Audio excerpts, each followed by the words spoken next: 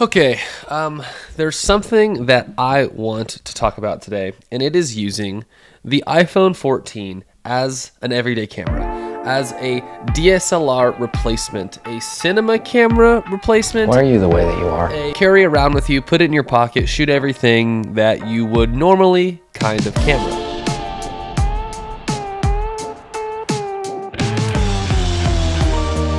Basically what I'm saying here is I tried it, and the iPhone is now closer than it ever has been to being that kind of camera.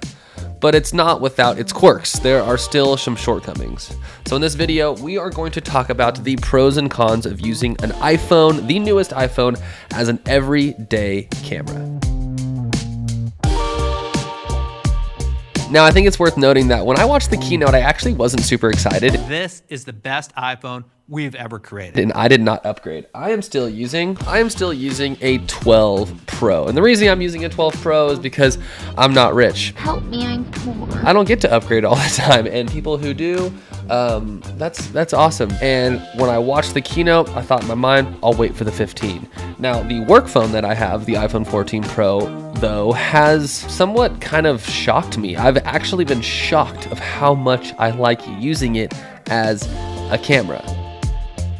So let's dive into these pros and cons so we can really discuss just how close phones are getting to replacing DSLRs, or just becoming both a phone and a DSLR. So all of the examples are going to be from this 2-week period. Again, dare I say it again, using it every day. Using it kind of every day. Using it some days, every day, sometimes, most of the time, but not really using any other camera.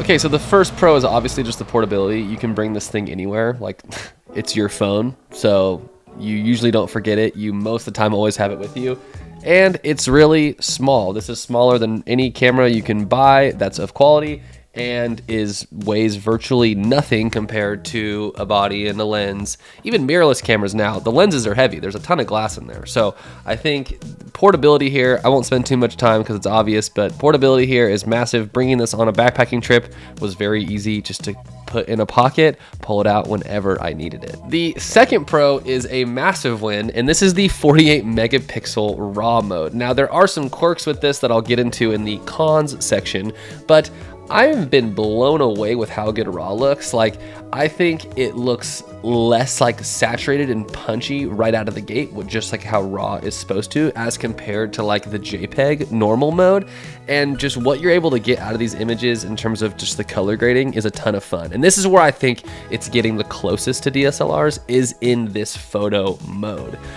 It looks awesome. Again, all these photos I got, I was just super pleased with. And a lot of these, it's hey, that could be a DSLR shot at an f11, because there isn't a ton of depth of field, but just the overall colors and how I'm able to manipulate them are awesome. And just like a DSLR shooting RAW mode, your expectation is to grade the image. So similar to this, I just have pretty much only been shooting photos in RAW mode with the expectation of grading them either on my laptop or on my phone. The third thing is just that it's this Swiss Army knife of creative things that it can do. The native app is now, I think, the best it's ever been. I love that action mode isn't its own swipe feature. It's just a toggle on and off. I also love that RAW now just has, you can tap it on and off in the native app. It just has a lot of things you can do. Cinematic mode is now better. You can switch to video, time-lapse mode. You can set a timer. The iPhone just has a bunch of software features that a lot of DSLRs don't. A lot of DSLRs can do all these things as well, and a DSLR doesn't need cinematic mode because it just has depth of field. But again, we'll get to that in the cons. Cinematic mode, it's gotten better. Again, I just think the native app is the best it's been, and it gives you the most flexibility with what you're creating. Another big pro for the iPhone 14 Pro is the fact that you have 4 different very usable focal lengths. You have the ultra wide, the wide, the 2x, and the 3x.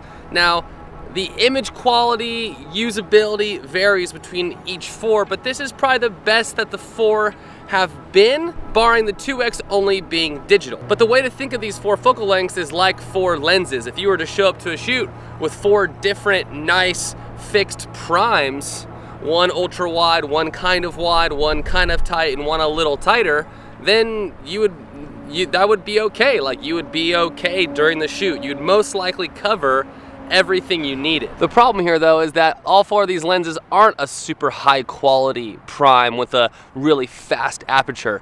Really the best lens is that 24mm main wide. Then after that, I would probably say the ultra wide, then the 3x, and then the 2x. The problem with the 3x and the 2x is if you were to shoot those on a big camera, you would have a lot of depth of field. And now that's getting into some of the cons here. So let's transition to that. The like stuff that isn't so great or we don't like so much. Now these cons might be a pretty big deal or not so big of a deal depending on what you like to shoot, but the first one is depth of field, and this one has been a con since the dawn of phone age, since the dawn of time in regards to shooting on phones, and that is just how phones don't really have a lot of depth of field. Shooting on a DSLR, you can put a lens on there, it's a 1.4, ooh, juicy bokeh. That doesn't really exist on phones. Again, like I said earlier, cinematic mode was created for videos to mitigate that, and portrait mode was created for photos to mitigate that, but it doesn't really do it a ton of justice. Like, it gets close, but it does not get close enough to replace a DSLR. So depth of field to me is still one of the biggest things phones are missing, but as portrait mode and cinematic mode get better, as the software gets better, you would see those things becoming closer. The second thing is that RAW mode is very slow. You're basically able to take like 1 photo every couple seconds because of how much it has to process. When you shoot on any new mirrorless RAW, you can shoot like 15 frames per second, and in live view even more. Like, what you can do on a DSLR is just way faster than what you can do on the phone. So yes, iPhone now has this awesome 48 megapixel RAW mode, but you're just shooting single shots. It's almost like you're shooting like a medium format camera that you have to like wind or something. It's like, it's pretty slow. So that's a pretty big con, because if you're shooting your kids like running around and you need to shoot burst mode, then you have to shoot the lower quality image. The third con, also massive, is that photos to me are getting really close. Video still has a long way to go. Giving us 4K 24 in cinematic mode is great, and I shot some examples that I did think were pretty nice, but those are examples that I would really only put on like Instagram stories or on a reel. I would never like make that into like a YouTube video, let alone like for a client project. But again, this camera, I'm treating it as an everyday camera, so cinematic mode, maybe it does get there for some people, and maybe it is exactly what you need. But in terms of just video 4K in the native app, like, it's kind of looked the same since the 12, maybe even the 11 Pro, because what you're seeing is just maybe differences of tonality, differences in color, but differences in quality or like the actual look to me haven't really changed. So the main fix here is just to increase the sensor size. And honestly, just getting right into the conclusion here for a second, I think if you made a phone, like, these cameras are already a lot bigger. Here, let me take this out. Doing a quick comparison. Here are the 12 Pro cameras, lenses, and then here is the 14 Pro. There's a massive difference. Like, they basically just keep making these lenses bigger and bigger.